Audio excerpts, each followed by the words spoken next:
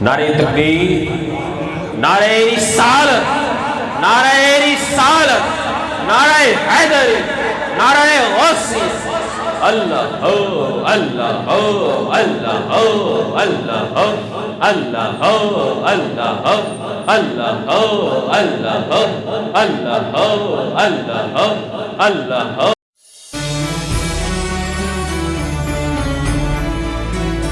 بزرگوں، بھائیو، عزیزو، تقریر کا موضوع ہے رحمت عالم نور مجسم صلی اللہ علیہ وسلم۔ اللہ تعالیٰ کی عطا سے غیب جانتے ہیں اور مالک و مختار ہیں۔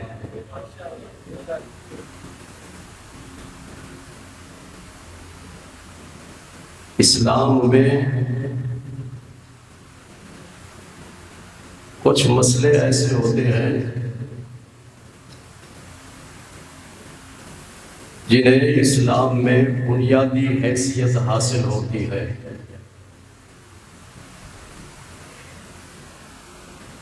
مشہور بنیادی مسائل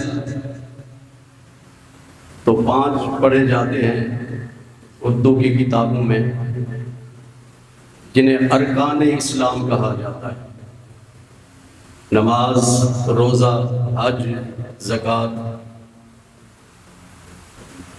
اور توحید و رسالت کی گواہی۔ ارکان کہتے ہیں بنیاد کو۔ عربی میں یہ جو انگلش میں پلر ہے، اس کو پلر کہتے ہیں، اردو میں ستون کہتے ہیں، اور عربی میں رکن کہتے ہیں۔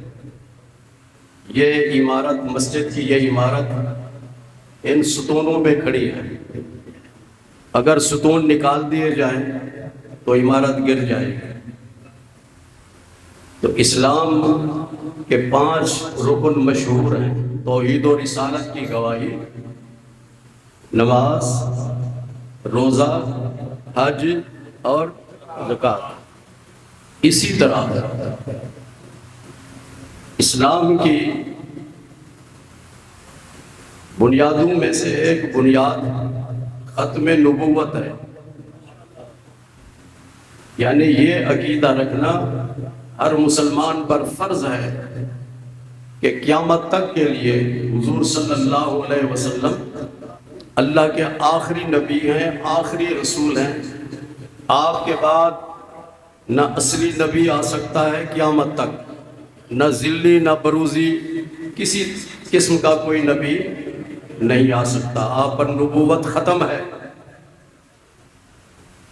یہ تحریک لبیک والے لڑکے نعرہ لگاتے ہیں تو وہ کہتے ہیں ختم نبوت۔ ختم نبوت لفظ غلط ہے۔ یہ عربی زبان کا لفظ صرف عربی کا نہیں بلکہ قرآن پاک میں ہے، سورہ حدید میں۔ یہ نبوت ہے۔ کیا ہے؟ نبوت۔ تو نعرے جو لگاتے ہیں ان کی اصلاح کرنی چاہیے۔ ایک بھی نبوت لفظ نہیں ہے، نبوت ہے۔ حاجی رفیق۔ تو اسی طرح اسلام کے بنیادی مسائل میں سے ایک بنیادی مسئلہ یہ ہے کہ حضور صلی اللہ علیہ وسلم کو اللہ تبارک و تعالی نے تمام غیبوں کا علم عطا فرمایا، تمام پوشیدہ چیزوں کا علم عطا فرمایا، اور آنے والے حالات کا بھی آپ کو علم عطا فرمایا۔ قرآن پاک میں اللہ تعالیٰ نے ارشاد فرمایا: عالم الغیب فلا یظہر علی غیبہ احدا الا من ارتضی من رسول۔ اللہ عالم الغیب ہے۔ اللہ ہر پوشیدہ چیز کو اللہ جانتا ہے۔ ہمارے دماغ میں کیا پوشیدہ ہے، ہمارے دل میں کیا پوشیدہ ہے، دیواروں کے پیچھے کیا ہے، اوپر کیا ہے، زمینوں کے اندر کیا ہے، تمام غیبوں کا علم۔ غیب کا معنی پوشیدہ چیز ہے جو ہماری نظروں سے، ہمارے عقل و خیال سے وراء الورا ہو، اس کو کہتے ہیں غیب۔ تو اللہ تبارک و تعالی حقیقی طور پر کیا طور پر غیبوں کا عالم ہے۔ یہ حقیقی طور پر کا مطلب یہ ہے کہ اس کو کسی نے علم نہیں دیا، اللہ تعالیٰ نے کسی سے نہیں سیکھا، کسی سے علم حاصل نہیں کیا، کسی سے۔ اس کا حقیقی علم ہے، ذاتی علم ہے۔ اور جتنے بھی نبی ہیں، جتنے بھی ولی ہیں اور جتنی بھی مخلوق ہے، اس کو جتنا بھی علم حاصل ہوا ہے وہ اللہ تبارک و تعالیٰ کی عطا سے حاصل ہوا ہے۔ اللہ تعالیٰ نے قرآن پاک میں ارشاد فرمایا وَعَلَّمَكَ مَا لَمْ تَكُنْ تَعْلَمْ وَكَانَ فَضْلُ اللَّهِ عَلَيْكَ عَظِيمًا، کہ محبوب آپ جو کچھ نہیں جانتے تھے میں نے ان تمام چیزوں کا علم آپ کو عطا فرما دیا۔ دوسرا یہ بھی مسئلہ، بنیادی مسئلہ ہے کہ اللہ تبارک و تعالیٰ مالک الملک ہے، مالک ساری کائنات کا وہ مالک ہے، آسمانوں کا مالک ہے، زمین کا مالک ہے، جنات کا مالک ہے، فرشتوں کا مالک ہے، انسانوں کا مالک ہے، ساری کائنات میں جو کچھ ہے ان تمام چیزوں کا مالک کون ہے؟ اللہ تعالیٰ ہے۔ اور پھر اللہ جس کو چاہے مالک بنا دے، جس کو چاہے مالک بنا دے۔ وہ جنت کا بھی مالک ہے، دوزخ کا بھی مالک ہے، آسمانوں کا، زمینوں کا، ہر چیز کا۔ تو رب جس کو چاہے مالک بنا دے، اور ہر ایک کی حیثیت کے مطابق اللہ تعالیٰ نے اس کو مالک بنایا ہوا ہے۔ آپ کے پاس گھر ہے، اس گھر کے آپ مالک ہیں۔ اگر زمین ہے تو زمین کے آپ مالک ہیں۔ تو کس نے مالک بنایا؟ اللہ نے مالک بنایا۔ تو اسی طرح رب کائنات نے اپنے محبوب کریم صلی اللہ علیہ وسلم کو مالک اور مختار بنایا، مالک اور مختار بنایا۔ صرف مالک نہیں بنایا، مختار بھی بنا دیا کہ محبوب میں آپ کو اختیار دیتا ہوں، جس کو چاہیں جنتی بنا دیں اور جس کو چاہیں جہنمی بنا دیں، جس کے لیے چاہیں حرام کو حلال کر دیں اور حلال کو حرام کر دیں۔ یہ آپ کو اللہ تعالیٰ نے اختیار عطا فرمایا۔ رحمت عالم نور مجسم صلی اللہ علیہ وسلم یہ مکہ مکرمہ سے ہجرت کے لیے تشریف لے جا رہے تھے، تو پہلے کہاں گئے آپ؟ بولو۔ غار ثور میں۔ کہاں؟ غار ثور میں۔ اور جب دن ڈھل گیا تو حضور صلی اللہ علیہ وسلم نے حضرت ابوبکر صدیق رضی اللہ تعالیٰ عنہ کو ارشاد فرمایا، اے ابوبکر چلو سفر ہجرت کے لیے چلتے ہیں۔ جب آپ وہاں سے روانہ ہوئے تو راستے میں حضرت ابوبکر صدیق رضی اللہ تعالیٰ عنہ نے دیکھا کہ ایک کافر آپ کے پیچھے تعاقب کر رہا ہے، تلاش کرتے کرتے وہ آپ تک پہنچنے والا تھا۔ ان کا نام تھا سراقہ۔ تو حضرت ابوبکر صدیق رضی اللہ تعالیٰ عنہ تو عاشق رسول تھے جی، عشق و محبت ان کا سرمایہ تھا۔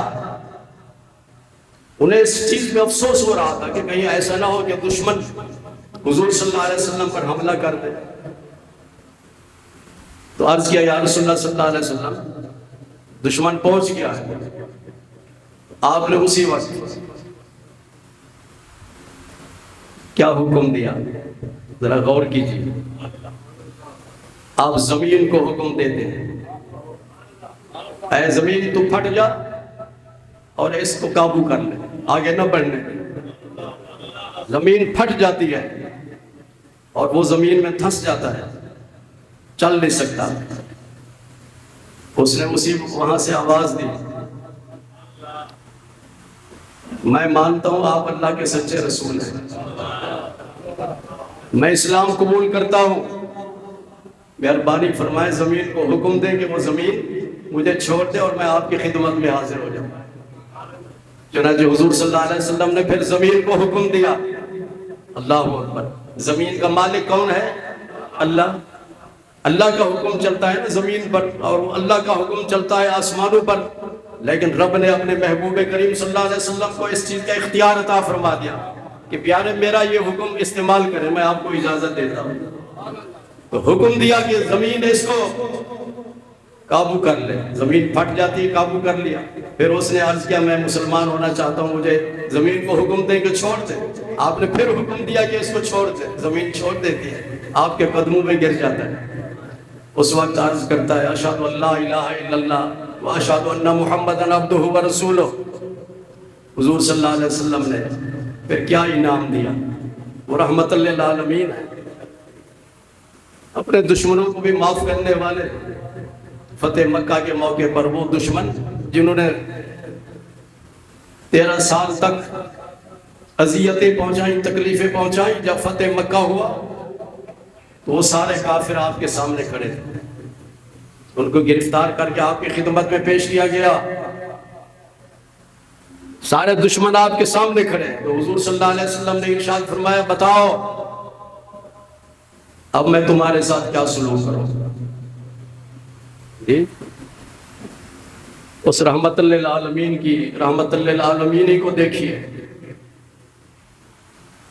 اسلام سلامتی کا دین ہے، مذہب نہ کہا کریں۔ کچھ یہ بیٹھے ہوتے ہیں بڑے سکالر بن کے ٹی وی چینلز پہ، تو کہہ دیتے ہیں اسلام مذہب، مذہب اسلام، مذہب اسلام مذہب نہیں ہے، اسلام دین ہے۔ میں نہیں کہتا، قرآن کہتا ہے ان الدین عند اللہ الاسلام۔ ہمارا اسلام اس میں کیا ہے؟ سلامتی ہے، اس میں امن ہے، اس میں ہر شخص کے حقوق کا تحفظ کیا گیا ہے، مسلم ہو یا غیر مسلم، سب کے حقوق کا تحفظ اسلام کرتا ہے۔ اب دشمن سب سامنے ہیں، اس وقت آپ تو حق بجانے تھے نا، کہہ دیتے کہ ان کے گردنیں اڑا دو، جیسے کہ آج کل اس دنیا کا بہت بڑا شیطان، دہشت گرد، خبیث، خناس نیتن یاہو کے حکم پر مظلوم فلسطینیوں پہ بمباری کی جاتی ہے، اور انہوں نے یہ ابھی ہم نے دیکھا کہ ایک فلسطینی بیچارہ زخمی تھا، اس کو گاڑی کے ساتھ باندھ کر اس کے جسم کو سڑکوں پہ پھرایا گیا، چیختا رہا، چلاتا رہا۔ پھر اس نے کہا کہ یہ علاقہ چھوڑ دیں، کسی اور جگہ جا کر پناہ لیں۔ مسلمان اس علاقے کو چھوڑ کر جا رہے ہیں، پھر انہوں نے ان پر بمباری کر دی۔ اب یہ خناس امریکہ میں پہنچا ہوا ہے، جو اس وقت صدارتی امیدوار ہیں ان سب کی منت ترلے کر رہا ہے۔ لیکن یہ بات یاد رکھو کہ اللہ تعالیٰ کی بارگاہ میں دیر ہے اندھیر نہیں ہے، دیر ہے اندھیر نہیں ہے۔ اس ظالم کو ایسی سزا ملے گی کہ رہتی دنیا تک اس کے حواری اور یہ تڑپتے رہیں گے۔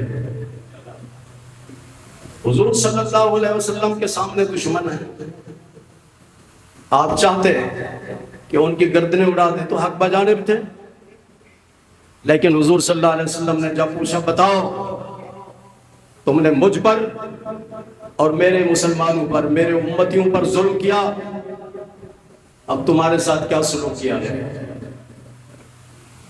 انہوں نے کہا انت اخ کریم وابن اخ کریم، آپ ہمارے بھائی ہیں، کرم کرنے والے ہیں، اور اس کے بیٹے ہیں جو وہ بھی کرم کرنے والے تھے۔ جس طرح یوسف علیہ السلام نے اپنے بھائیوں کو معاف کر دیا تھا، ہمیں بھی معاف کر دیا۔ تو حضور صلی اللہ علیہ وسلم نے ارشاد فرمایا لا تثریب علیکم اليوم۔ جب یوسف علیہ السلام کے بھائیوں نے معافی مانگی تو یوسف علیہ السلام نے کہا لا تثریب علیکم اليوم، یہ سورہ یوسف پہ ہے، جاؤ آج کے بعد تم پر کوئی ملامت نہیں ہے، میں نے تمہیں معاف کر دیا۔ تو اسلام معافی کا دین ہے، اسلام امن کا دین ہے، اسلام سلامتی کا دین ہے، ان یہودیوں کی طرح نہیں ہے۔ تو اس وقت وہ سراقہ جب آپ کے قریب آیا تو حضور صلی اللہ علیہ وسلم نے ارشاد فرمایا میں تمہیں انعام دینا چاہتا ہوں۔ مسلمان تو ہو گیا تھا، عرض کیا کیا؟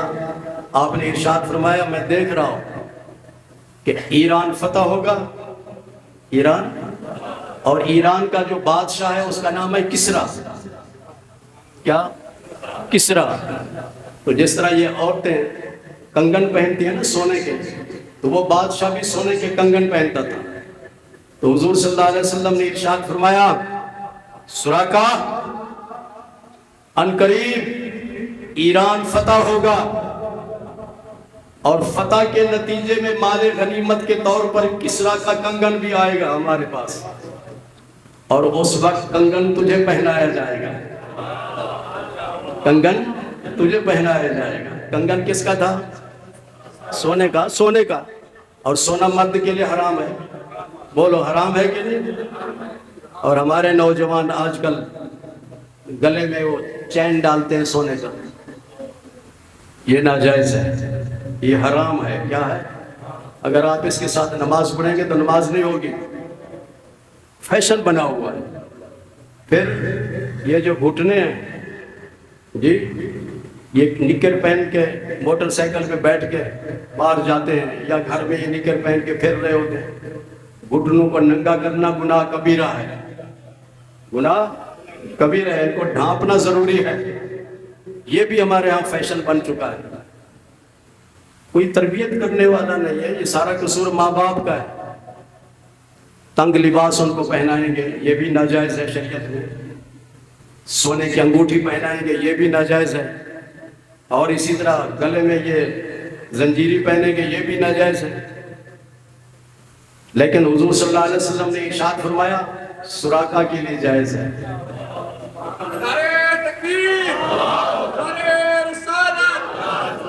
اور یہ بھی بات ذہن میں رہے کہ حضور صلی اللہ علیہ وسلم کو اللہ تعالیٰ نے غیب کا علم عطا فرمایا کہ ایران فتح ہوگا.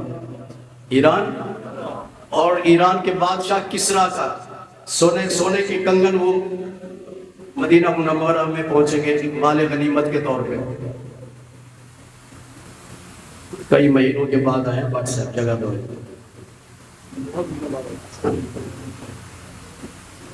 18 سال 6 ماہ 18 سال 6 ماہ کے بعد ایران فتح ہوا. حضرت عمر کے زمانے میں، حضرت عمر فاروق رضی اللہ تعالیٰ عنہ کے زمانے میں کیا ایران فتح ہوا. اور جس ایران ملک پر اس وقت حضرات حکومت کر رہے ہیں، انہیں حضرت عمر فاروق کا ممنون اور مشکور ہونا چاہیے کہ یہ وہ ایران ہے جس کو حضرت عمر فاروق رضی اللہ تعالیٰ عنہ کے زمانے میں فتح کیا گیا. تو حضور صلی اللہ علیہ وسلم نے پہلے ہی بتا دیا تھا کہ ایران فتح ہوگا اور اس کے بادشاہ کے سونے کے کنگن تجھے پہنائے جائیں گے. جب مال غنیمت حضرت عمر فاروق رضی اللہ تعالیٰ عنہ کی بارگاہ میں پہنچا، اور یہ بات بھی یاد رکھو حضور صلی اللہ علیہ وسلم کو غیب کا علم تھا کہ جب مال غنیمت آئے گا اس وقت سراقہ بھی زندہ ہوگا. سراقہ زندہ ہوگا. چنانچہ جب مال غنیمت پہنچا تو بادشاہ کے سونے کے کنگن، جی سونے کے کنگن پیش کیے گئے. تو حضرت عمر فاروق رضی اللہ تعالیٰ عنہ نے ارشاد فرمایا این سراقہ، این سراقہ کہاں ہے؟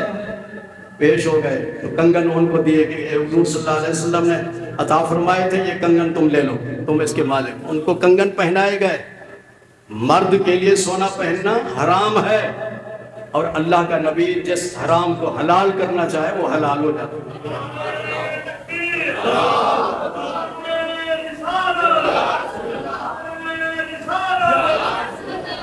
تو اللہ تبارک و تعالیٰ نے اپنے محبوب کریم صلی اللہ علیہ وسلم کو مالک بھی بنایا اور مختار بھی بنایا. مالک بھی بنایا. ایک صحابی تھے حضرت ربیعہ، کافی عرصے تک آپ کی خدمت کرتے رہے. جی ایسے مرید تھے کہ کافی عرصے تک آپ کی خدمت کی. اور خدمت کیا تھی کہ آپ کی بارگاہ میں وضو کے لیے پانی پیش کرتے تھے. وضو کے لیے پیش کرتے تھے. اس وقت تو یہ ٹوٹیاں وغیرہ نہیں ہوتی تھی، نلکے نہیں ہوتے تھے. لوٹے میں پانی ڈال کے وضو کیا جاتا تھا. آج کل دیہاتوں میں بھی ایسا ہی ہوتا ہے. تو حضور صلی اللہ علیہ وسلم کی خدمت میں وہ وضو کے لیے پانی پیش کرتے تھے. آپ وضو کرتے تھے. کئی سال گزر گئے. زاہد جی دریائے رحمت جوش میں آیا.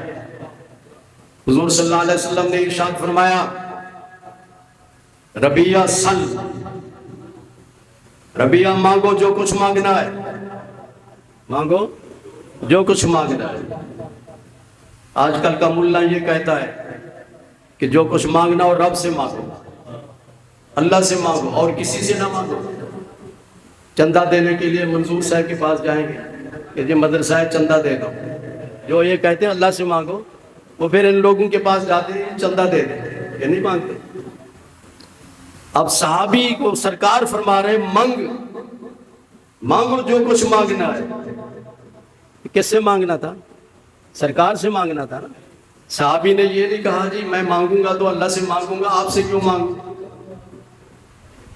صحابہ سے زیادہ تم قرآن جانتے ہو۔ تو فرمایا سل، لیاقت صاحب سن لو کیا فرمایا، مانگو جو کچھ مانگنا ہے۔ انہوں نے یہ نہیں کہا کہ جی مجھے بہت بڑا گھر دے دیں، مجھے زمین دے دیں، مجھے سونا دے دیں، کچھ چاندی دے دیں، نہیں۔ عرض کیا اسألک مرافقتک فی الجنہ، میں جنت میں آپ کا ساتھی بننا چاہتا ہوں، مجھے جنت میں اپنا ساتھی بنا لیں۔ اللہ اکبر۔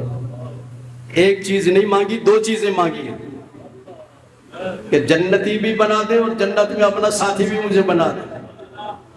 بھائی ساتھی تو اس وقت بن سکتا ہے جب خود جنت میں جائے۔ آپ مسجد میں بیٹھے تو ایک دوسرے کے ساتھی ہیں نا، آپ تو مسجد میں بیٹھے تو ساتھی ہیں نا، کہ میں مسجد میں آپ کا ساتھی ہوں۔ تو دو چیزیں مانگی کہ جنتی بھی بنا دو مجھے اور جنت میں اپنا ساتھی بنا لو، جس طرح دنیا میں میں آپ کے ساتھ رہتا ہوں۔ تو حضور صلی اللہ علیہ وسلم نے یہ نہیں فرمایا کہ یہ میرے اختیار میں نہیں ہے، یہ نہیں فرمایا کہ میرے اختیار میں نہیں ہے، بلکہ آپ نے ارشاد فرمایا اوا غیر ذالک، ہم نے تمہارا یہ مطالبہ مان لیا، تجھے جنتی بھی بنا دیا اور جنت میں اپنا ساتھی بھی بنا دیا۔ تو پھر اس کے علاوہ بھی مانگو جو کچھ مانگنا ہے۔ دریائے رحمت جوش میں ہے۔ عرض کرتے یا رسول اللہ صلی اللہ علیہ وسلم میرے لیے یہی کافی ہے۔